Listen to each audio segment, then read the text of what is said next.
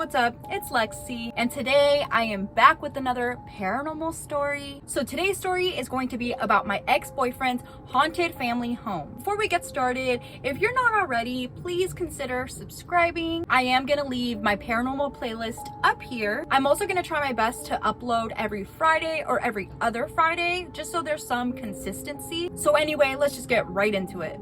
So if you guys watched my haunted apartment story, I do explain that before we had lived in that apartment, we were living in this boyfriend Tom's family home. I was actually gonna put these stories into that video, but I didn't want it to be super long. So I'm like, whatever, I'm just gonna make an entire different video on it. This house was Tom's family house. He had lived there with his aunt, with his uncle, and with his little brother, and we're gonna name him Victor. One quick thing about Tom and Victor, their personalities, they're very much like tough guys. They were both sweet as pie, but they didn't let things scare them. They didn't let people disrespect them. And before I was with Tom, he had never talked to me about anything paranormal. Like, I had told him my paranormal story and he was like, that's weird, like that is super weird, but he didn't believe it, if you know what I mean. So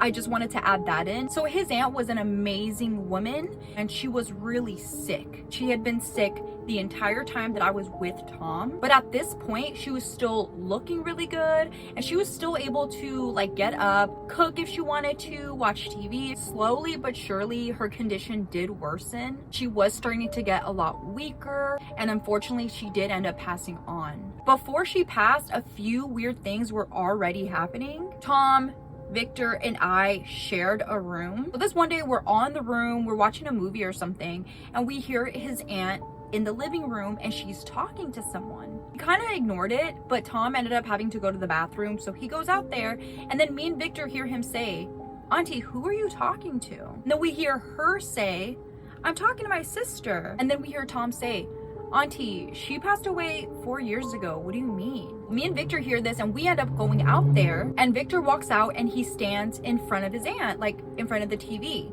And his aunt goes, "Victor, get out of the way. I can't see your aunt." We all kind of look at each other. We're like, what is going on? After that, Tom was able to kind of talk to her and she eventually ends up falling asleep. This is something that continued to happen where we would hear her talking to somebody. And then one day I come home from school, I go in the room and Tom is in there and he looks pale. So I'm like, what's wrong? What's going on? He said that he came home from work and when he opened the door, he sees his aunt. She's sitting up and she's talking to someone.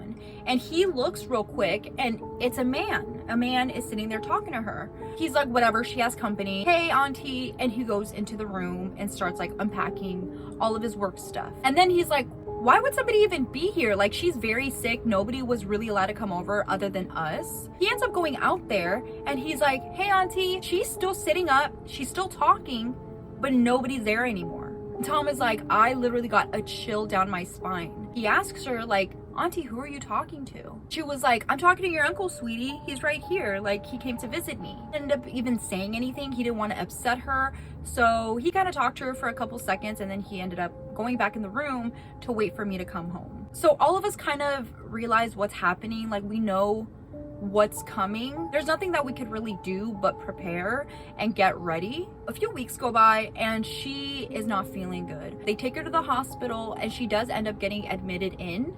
And she ends up staying there for a few weeks. This one night, it's already pretty late and the boys had bunk beds. So Victor slept at the top, Tom and I slept at the bottom because it was bigger. So we're sleeping already and I start to wake up because I hear something. And it sounds kind of far away, but it sounds like there's an earthquake, like when things are like shaking or like hitting against each other, like clinking against each other. That's what I'm hearing. So it's not that loud, but I sit up thinking it's an earthquake. Then I start hearing that clinking noise from a cupboard outside of the room. This cupboard held clean towels, clean bed sheets, pillowcases, but I was hearing that clinking noise coming from in there. It got a little louder, and eventually Victor ends up waking up. He sits up, he's like, what is that? What's going on? I'm like, I don't know. Just come down here and sit with me over here. At this point, the bed is starting to shake. Everything's like moving around, so I go to wake up Tom. But when I go to turn around to wake up Tom, he's laying down with his mouth open. He's dead asleep. He's not moving, and it looks like he's not breathing. And this already like gave me a weird feeling because he was sitting there with his mouth wide open, not moving at all. And I start shaking him, trying to wake him up. Victor finally jumps off the bed and he starts trying to wake him up. We're moving him, we're shaking him, we're screaming, Tom, wake up, and he's not waking up. So the noise is getting louder. We're hearing the shaking, we're hearing the clinking. Tom is still not awake. It's just me and Victor, and Victor has his hands like this because it's getting so loud. We hear the noise coming from that cupboard, and we see that cupboard door just slam open. And as soon as it slams open, the noise stops, the shaking stops, and then we hear, we look over and it's Tom. It's Tom, and he wakes up and he's like, so me and Victor go over there. We're like, Tom, are you okay? And he's like still not able to speak. He's still trying to catch his breath. He's like, yeah, I'm okay. What happened? So we're like, what happened with you? You tell us what happened. He's like, I was just having such a weird dream. He said that he saw a white smoky thing that was over him, and it was staring at him. He said he didn't see a face, it was just smoky, and that it was over him looking at him. He said that it didn't feel bad, it didn't feel scary, it felt really calm actually, but that it did creep him out. He said as soon as he woke up, that the thing was still there, he was still able to see it, and then it just disappeared. So me and Victor, we're looking at each other, freaked the fuck out. We explained to Tom what happened with us, how that cupboard was making noise too. It sounded and felt like an earthquake, but that it stopped instantly as soon as he woke up. We're all kind of creeped out. We don't want to go to sleep. So we try to calm down. We stayed up a little bit. Finally, we're like relaxed. We go to lay down, and I look at my phone. I check my phone and it says it's 4:30, around 4:30 in the morning. The next day we wake up, everything's normal, and then Tom gets a phone call from his stepmom saying that his aunt passed away. So obviously this was a very sad, very tragic time for Victor, for Tom, for the family. And later on we asked her, like, do you know what time she had passed? And his stepmom says, yeah, she passed away last night around 4 a.m. in the morning. Things are very sad. We're trying to kind of cope with everything. And this one day we're in the house. It's just me, Tom, and Victor, and we start cleaning up. Tom goes into his aunt's room, and then I hear him say, hey, Lexi, come here a sec. So I go in there, I'm like, hey, what's going on? And he's standing in front of the bed, just staring. I'm like, what's going on? And he's like, look at this. So before I explain what we were looking at, before had passed, she was obviously very small, very thin, very fragile, and she would sleep on the bed in a very particular way where she would lay on her side and you can see her knees like bent in like this. When I look down at the bed, it looks like she's under there. It looks like she's laying under there the exact way that she usually would, and the covers are over her. And I'm like, what? I'm like, did you shape it like that? He's like, no, I literally just walked in and it was like this already. Tom calls Victor over. He's like, Victor, come here, come look at this. And he's like, why would you guys do that? And we're like, we didn't do it. Like, we walked in here and it was like this already. Victor's pretty upset over it, but for whatever reason, Tom is like, I want to take a picture of it. He pulls out his phone, he takes a picture, and as soon as he takes a picture, it deflates and it doesn't look like it anymore. We were all really weirded out about the situation, but in a way, Victor and Tom kind of took it as like a sign, like she's not here anymore and she is resting in peace. And it did kind of help them cope with her loss. So we kind of thought that that would be the end of it, but a few other things happened. And to be honest, looking back now, I 100% don't think that this was her. One day, it's just me and Tom.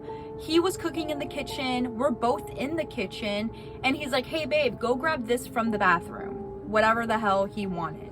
So before I even go into the bathroom, I go straight to the room because I wanted to grab my phone from in there. Where the kitchen is, you can see the bathroom and you can kind of see his aunt's old room. There's a wall right there, so somebody can stand right there. So it's like the kitchen, the aunt's room, the bathroom, the long hallway, and then over here is our room. So I go into the room, I start fucking around on my phone, completely forget that he had asked me to grab something for him. And while I'm in there, I hear Tom giggling, like he's laughing at something. I hear him go, and then I hear him like stomping, like running to the room. Before he even gets fully in there, I'm already apologizing, like, I'm sorry, babe, like I wanted to grab my phone. And I look at him and his face is completely pale. So I'm like, what's wrong? What happened? And he's like, were you just in the hallway by my aunt's room? I'm like, no, I came straight in here and I've been here ever since. Why? Very seriously, he's like, don't lie to me. Were you in there right now? I'm like, no, I literally came in here. I've been here the whole time. Why? What's going on? He's like, okay, don't get scared, but I was just cooking and I saw you out of the corner of my eye by my aunt's room, and I saw you waving, like poking your head out and waving to me, and that he started giggling. So when he looked, I wasn't there. So in his mind, he thought that I was playing like hide and seek or something. So he continues cooking and he says that he sees me again, but this time I'm just looking out at him. So instead of him saying anything, he runs over there, he looks over, and nobody's there.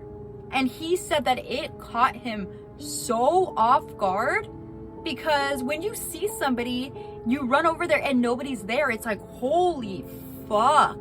Like, it scared him so bad. And he said that it was 100% me. I'm standing there like in disbelief. I'm like, babe, that was not me. Like, I can tell you're scared. I would not lie to you. Another time, Victor was home by himself and he was waiting for a couple friends to come over.